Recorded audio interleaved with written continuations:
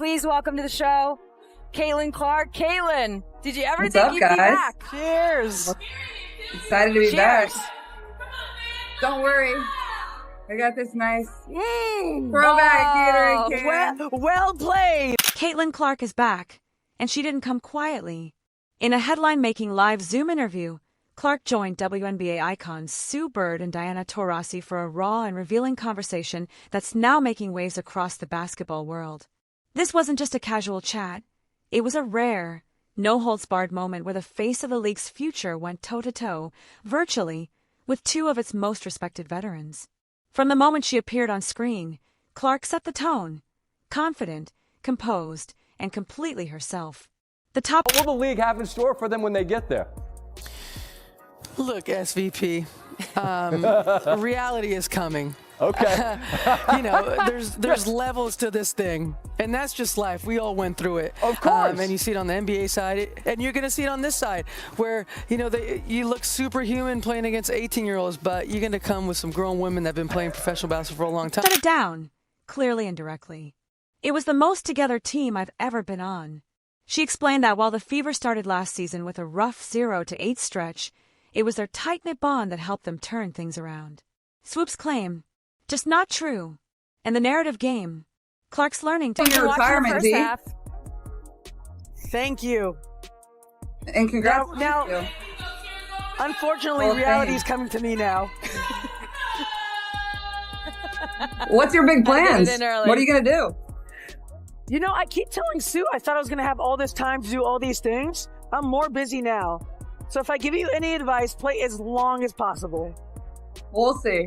We'll get to 10 years. Then we'll think about it. It's 10 years. herself. The topics covered were wide-ranging and unfiltered. Her highly scrutinized transition from college basketball to the WNBA, the reality of adjusting to the pros, and what it's really like inside the Indiana Fever locker room amid swirling rumors and outside speculation. She addressed the rumors head-on, particularly those sparked by Cheryl Swoop's about alleged friction within the Fever squad. Clark calmly but firmly shot down the claims, defending her teammates and offering a glimpse into a tight-knit, unified group that battled adversity. What was it like for you two to play against each other? It was amazing. I've been following Caitlin for so long and been watching her college career just in awe. And to be on the court and, the first game was in Phoenix and it felt like the last game that was ever going to be played. There was such anticipation. The crowd was going crazy. All the people that came out to see Caitlin and our teams play against each other. It really was an amazing moment. And you talked about how, if you could play against anyone that is this new generation. So I got to cross paths with Caitlin, at least for a couple games. And to me, that meant a lot, Like, we've been doing this for a long time, and to see Caitlin do what she does is, I think someone said the other day, I'm like, I want the season to start so I can watch you again. Adversity together. The conversation also turned personal when the topic of her long-standing rivalry with UConn's Paige Buchers came up. Clark didn't stir drama, but she didn't hold back either, acknowledging the intense competitive fire between them while also recognizing the respect that exists between two of the game's biggest young stars. What made the interview resonate wasn't just the content, it was Clark's delivery. She was funny, sharp, and at times, disarmingly honest. Like to play against D? Well, I was saying, that game in Phoenix, because we only played in Phoenix one time. And it was before Olympic break. Obviously, we had All-Star there too, but it was a great game. Honestly, I'm pretty sure we were down 10 or 15 and came all the way back and won. That was our first win versus a team that was above 500. So thank you. And at times, disarmingly honest. Whether she was poking fun at a viral gym photo or discussing the technical parts of her game she's actively working to improve, like mid-range shooting and strength training, Clark came across not just as a superstar athlete, but as someone who's fully aware of the spotlight she's in and unfazed by it. This wasn't just an interview. It was a statement. Caitlin Clark has arrived, and she's owning every second of it.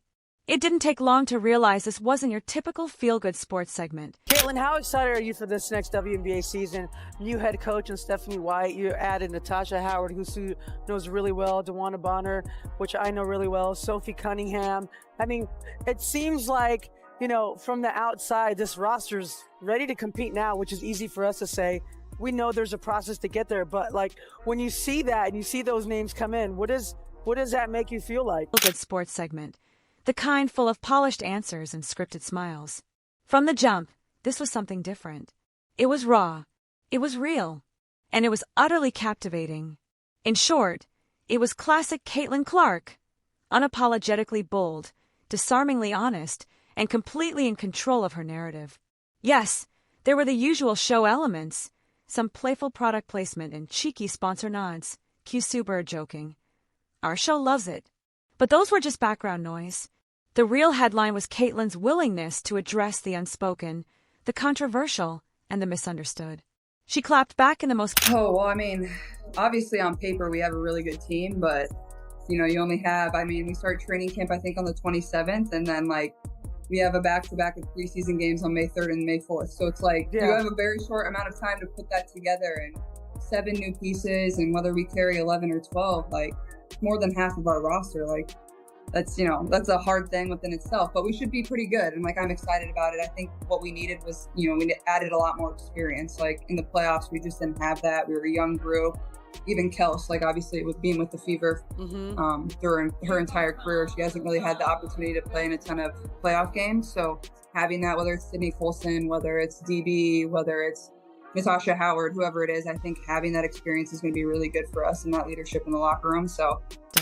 She clapped back in the most Caitlin way possible, calm, clever, and with zero need to raise her voice. Whether she was responding to Diana Taurasi's infamous reality is coming comment or confronting the rumors. Viral picture that went around showing off your guns. Everyone's wondering, have you been hitting the weight room? Was it the camera angle? What happened? Like, how did you do that? I've been trying to do that for 20 years. AI is getting out of control. Come on. Or confronting the rumors sparked by Cheryl Swoops about a supposedly fractured Indiana Fever locker room, Caitlin wasn't rattled. She was ready. On Diana, she didn't gloat. She didn't need to. With a smirk and a playful, "Congrats on your retirement. Reality's coming to me now," she flipped last year's viral quote on its head. It wasn't trying to get stronger. What are you doing in the off-season working on your game?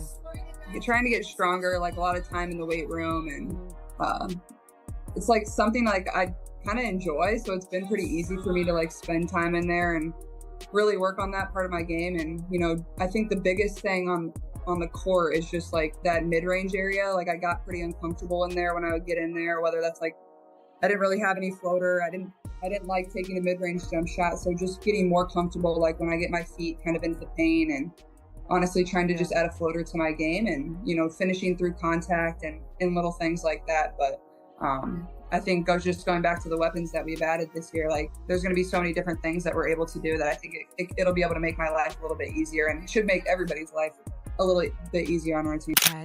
It wasn't hostile, it was confident. And more importantly, it was earned.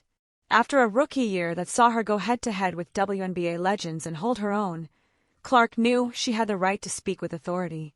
As for the locker room drama, that's where things got especially pointed. When Cheryl Swoops claimed publicly that some Fever players didn't want to be there and hinted at toxicity within the team, Clark could have ignored it. The Fever, we're like, y'all. That's not my point. There's a lot of other shit going on that players are like, this ain't where I want to be. Over there. Yeah. Yeah.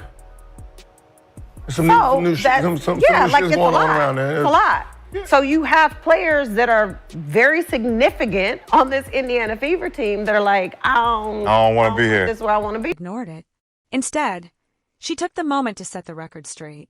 "This is the most together team I've ever been on," she said, without hesitation. She shared how, despite starting the season with 8 straight losses, the team stayed connected. There were no egos, no behind-the-scenes drama, just a young squad learning how to win together. Her message was clear. Outsiders don't know what happens inside the locker room, and they shouldn't pretend to. It's something you kind of just become used to. Is like people think they know what's going on inside of your locker room, and they just don't. At the end of the day, it's just, you know, the girls that you have in there, and then obviously your coaching staff, and that's all that matters. And honestly, like the best thing about last year is like we honestly had so much fun together. Yeah, we lost our first 8 games or whatever, but like we wouldn't have won if we didn't have a tight-knit circle or a good locker room. And that's the reason we kind of turned everything around, is just we like needed some time. We were a young group, and we figured it out. But yeah, it was really fun, honestly. Didn't pretend to. And when the topic of Paige Buchers came up, Clark didn't shy away either. While she didn't throw shade, there was unmistakable fire in her voice, respect laced with rivalry. These are two generational talents who've been compared, contrasted, and pitted against each other since high school. Clark didn't downplay that history. She embraced it. Through all of it, Clark maintained her. So when you play against a Coach Auriemma coached team, what kind of beast is that? Well, I think they just are so disciplined. Like, that's just, they're going to do what they do. They're going to do it really well. And also, I think, like, for myself, facing his teams, like, they always had some of the best scouts against me. Like, you can tell how smart he is. Yeah. Like, he understands the game. He's coached against so many really good players. And, there were games I would go into and, like, the scouts were just like, it was just like, come on. Like, why are you going under ball screens? Why are you in drop coverage? But Clark maintained her trademark balance of humility and swagger. She laughed. She teased. But she also drew firm lines, showing the maturity of a veteran and the edge of a competitor who isn't here to blend in, she's here to take over. This interview wasn't just a media appearance. It was a mic drop, a reminder that Caitlin Clark isn't just navigating the spotlight, she's owning it. The callback heard round the internet. Let's rewind. Just over a year ago, Diana Taurasi, a legend in every sense of the word, delivered what would become one of the most talked about quotes in women's basketball. "Reality is coming," she said, a pointed message to Caitlin Clark during her meteoric college rise. It was more than just a soundbite. Taurasi's warning wasn't personal, it was a rite of passage. A reminder that college stardom doesn't always translate to the WNBA, where grown women, seasoned pros, and international champions make the league a different beast entirely. Diana had been there. She knew what awaited. At the time, the message sent shockwaves through the basketball world. Some took it as tough love, others saw it as shade, but everyone remembered it. Fast forward to today, and oh, how the tables have turned. Caitlin Clark, now firmly planted in the league and showing she's far more than a college highlight reel, was asked about that moment in her recent sit-down with Diana and Sue Bird. Her response, pure Caitlin, poised, sly, and cutting in the calmest way possible. "Congrats on your retirement," she said with a smile. "Thank you," Diana replied. Then Caitlin leaned in, still smiling. "And congrats, reality's coming to me now." Boom. It wasn't just a comeback, it was the comeback. Not loud, not cocky, just clean, cool, and backed by a rookie season that proved she belongs. The moment wasn't staged or forced, it was authentic, and that's what made it hit. For Clark, it wasn't about disrespect.